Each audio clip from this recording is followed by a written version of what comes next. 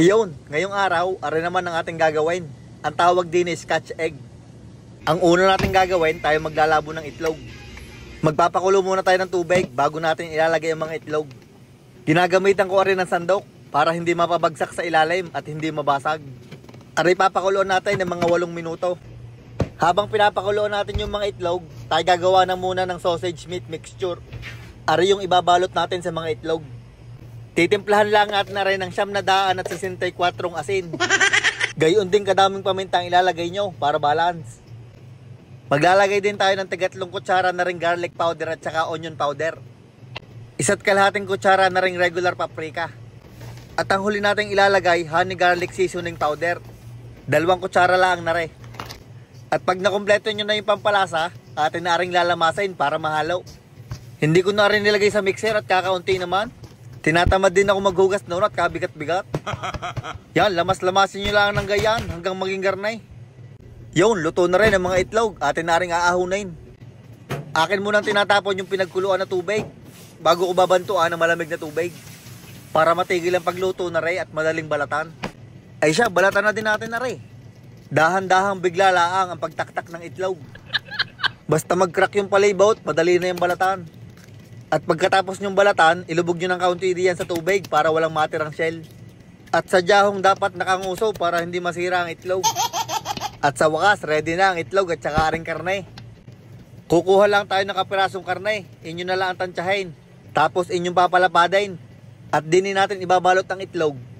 Gayaan laang, bilog-bilogin nyo hanggang maging karne. Kung gusto nyong makasiguradong magkakasinlaki, inyo lang ang titimbangin ng karne. Ang mahalaga din ay makover ang buong itlog. At wag na wag nyong kakagatan ng itlog. Ay sadyang madadali tayo doon.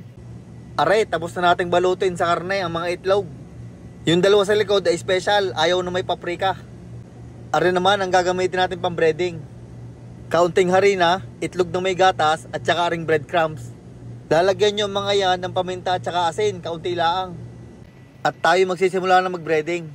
Ang lagi kong payo sa inyo pa nagbe-breading, ang isang kamay ay sa wet ingredients, ang isa naman ay sa dry ingredients.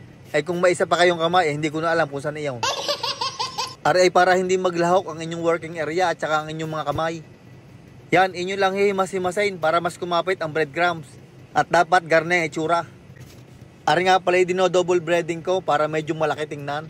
At para hindi madali mag-crack pag niluto. Ibe-breading lang natin lahat ang mga are.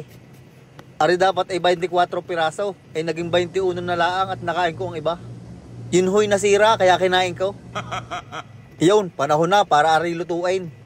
Ang pagluluto na rin animan at yun lang ang kasa sa basket. Siguraduhin yung mainit ang inyong mantika, nasa 350 degrees Fahrenheit.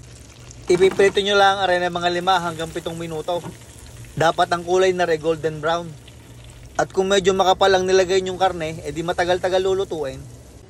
Iyon, aray na ho ang ating mga nalutong scotch eggs. Digay para lang kwek-kwek, karne lang ang nilagay. Siyempre, kukuha tayo ng isa at ating bibiyakin. Para makita natin ang loob kung luto. Iyon, nagpakita na ang gitna. Abay, madilaw. Kung gusto nyo malasadong itlog, ilabon nyo lang ng mga 6 na minuto. Kaso medyo mahirap balutin sa karne. Alay kayo nung bahala, basta ako'y kakain na din eh. Abay, kasarap nga na re. I-try naman natin ng may hot sauce. Iyaw, nadali mo, kainay. Ay husay at pinapak na. Bali 20 na lang ang ibebenta at nakain ng 4. Ay lugi. Hanggang din na lang ang huri at nag-uututi na. Maraming salamat sa inyong panunood.